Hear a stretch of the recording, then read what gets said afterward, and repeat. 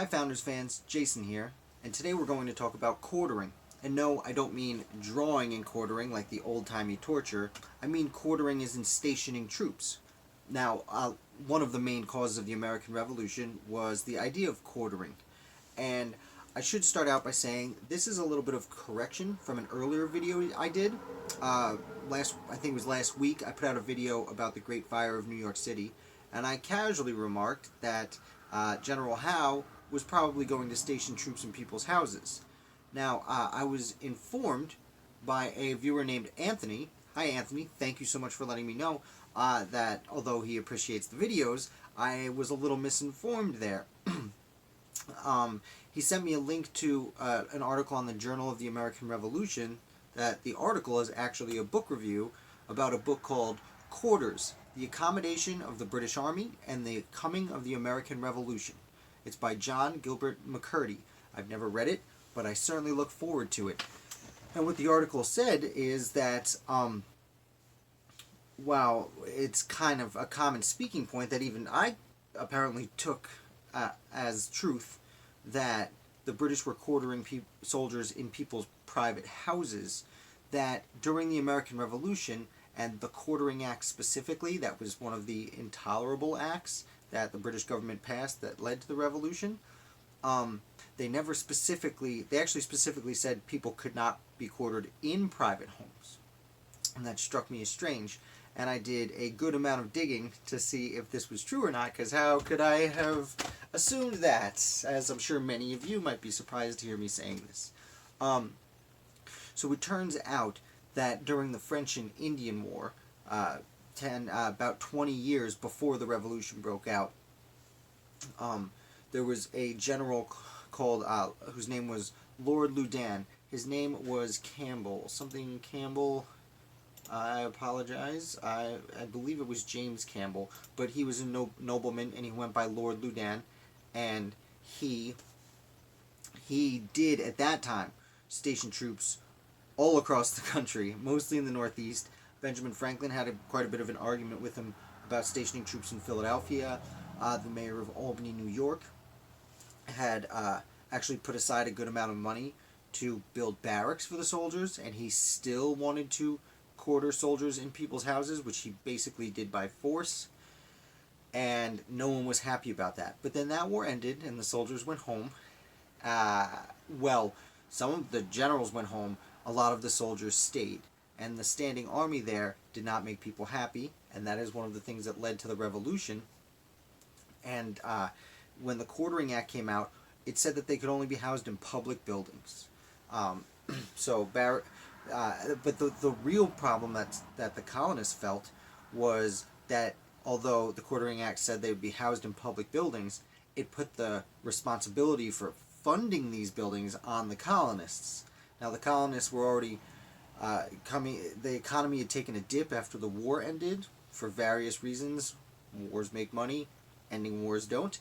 And in addition to other individual colonies having their own financial problems, this was one big financial problem, and now the government was saying, hey, not only pay for the soldiers, pay for their housing, which is something we don't often consider, even when we think about, the colonists were upset to have to pay for these troops now. We don't usually tie it to paying for their housing, but that was a major problem for many colonists. But back to quartering, unfortunately, we have this notion that the colonists did just kind of have soldiers come into their house and live in their house. Apparently that was largely not the case, and this is actually also backed up by an historian named David Ammerman, who in the 70s kind of uncovered this initial falsehood that's generally in the narrative when we think of the American Revolution. I will say I did read a letter from Abigail Adams recently that implied that houses like John Hancock's and other such wealthy men who lived in Boston, their houses, they were occupied. But that would probably have been a general who went into a treason, traitor's house from his perspective. You know, John Hancock would committed treason by this point, and they were looking for him to be under arrest.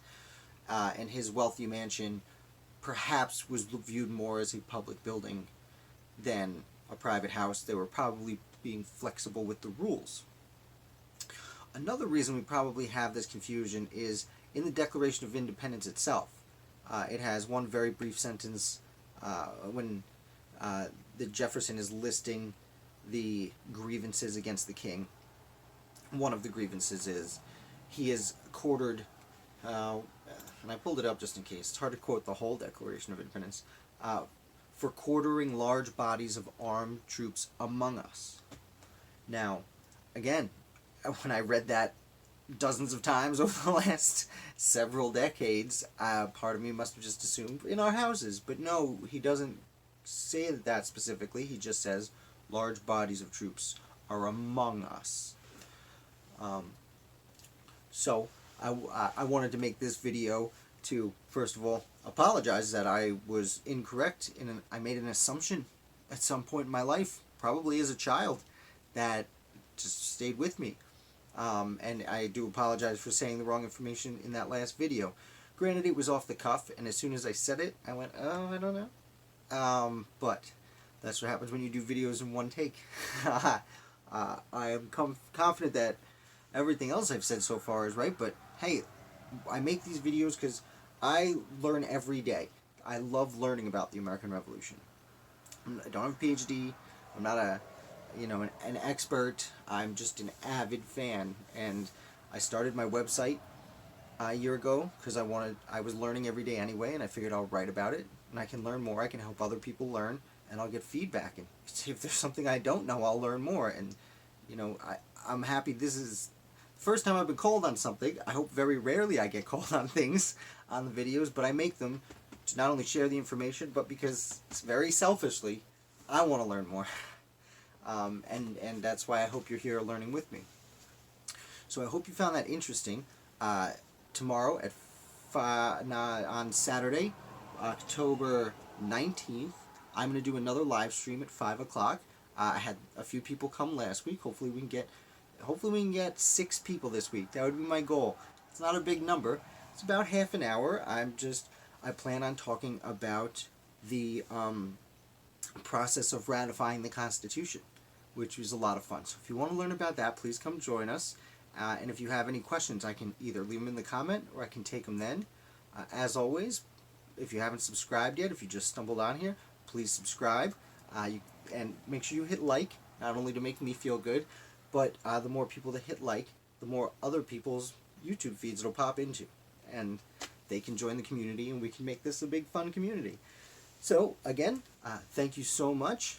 And as far as quartering, colonists had to pay for it, but it wasn't in their actual houses. You have a great afternoon, and I see you tomorrow.